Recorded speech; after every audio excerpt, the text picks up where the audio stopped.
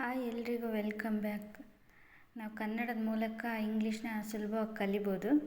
ಇವತ್ತು ನಾವು ಆಡೋ ಮಾತು ಮುತ್ತಿನಂತಿರಬೇಕು, ನಮ್ಮ ಮೌನ ಬಂಗಾರದಂತಿರಬೇಕು ಅಂತ ಹೇಳ್ತಾ ನಮ್ಮ ಇವತ್ತಿನ ವಿಡಿಯೋನ ಸ್ಟಾರ್ಟ್ ಮಾಡೋಣ.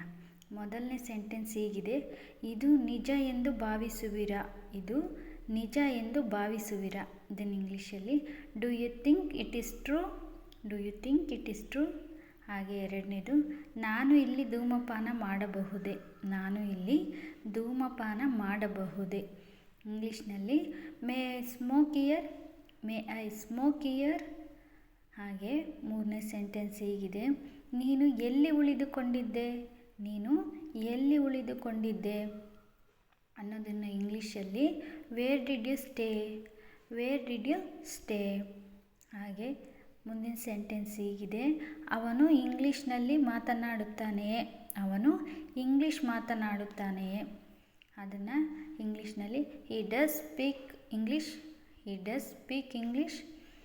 ನಾವಿವತ್ತು 4 ಸೆಂಟೆನ್ಸ್ ಕಲ್ತಿದ್ದೀವಿ. ಅದು ಯಾವುದ್ಯಾವುದಂದರೆ, ಇದು ನಿಜ ಎಂದು ಭಾವಿಸುವಿರಾ? ಅದನ್ನು ಇಂಗ್ಲೀಷಲ್ಲಿ do you think it is true? Do you think it is true? ಹಾಗೆ ನಾನು ಇಲ್ಲಿ ಧೂಮಪಾನ ಮಾಡಬಹುದೇ? ನಾನು ಇಲ್ಲಿ ಧೂಮಪಾನ ಮಾಡಬಹುದೇ? May I smoke year?